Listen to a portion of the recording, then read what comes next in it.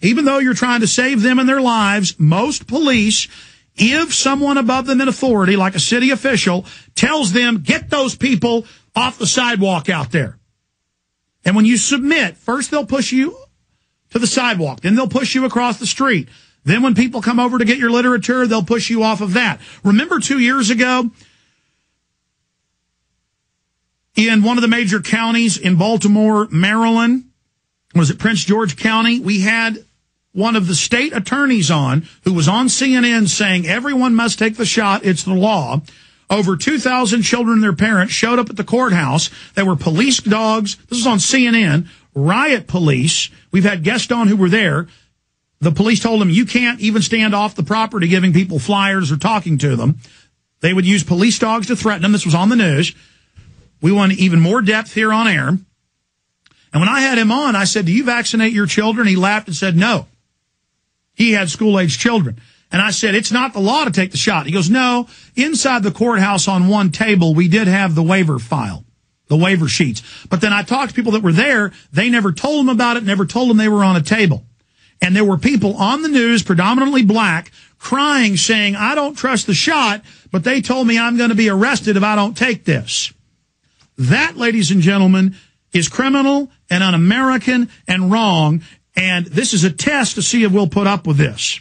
Now, separate from that, I've seen story after story after story after story. I lost count, but I know it's more than 20, probably 30 or 40. I see so many of these, I don't even cover them most of the time when a new one comes across my desk the last 6 months with all this fear-mongering, where they tell parents that, no, we didn't inject your child, or we didn't give them a flu mist, or we didn't give them a vaccine, the seasonal shot, or now the H1N1. And then it even makes it in the newspaper that, oh, there's a controversy. The school says the children are lying, even though they'll have whole groups of children saying it in elementary, middle school, and high school. Here is a news piece out of right here in the United States where this indeed did happen, and the school admits it, but says they screwed up. No, they're lining your children up without your authorization and doing this to them.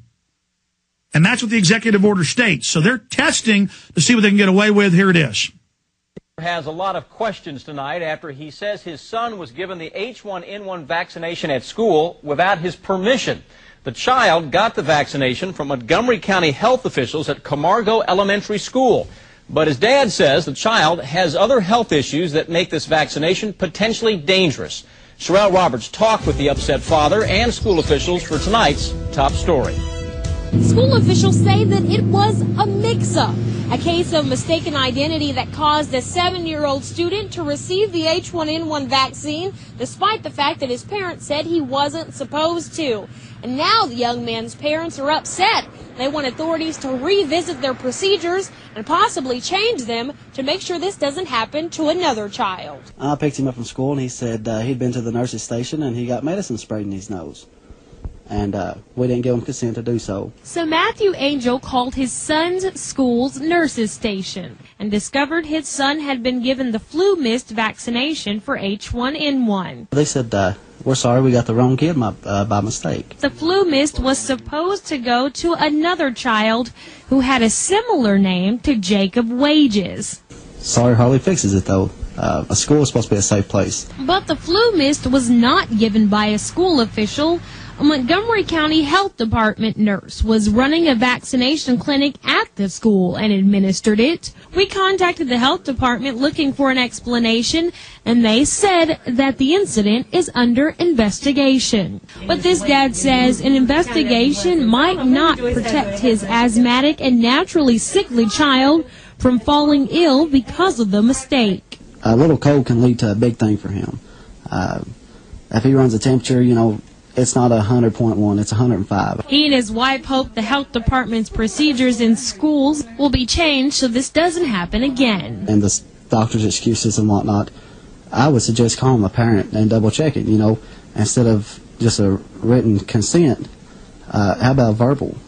And when we spoke to the school superintendent, he says to the best of his knowledge, he's never known any of the health department workers who come to the schools to run clinics to ever have made a mistake Oh, we've never known of them to make a mistake. And, of course, there are several issues here.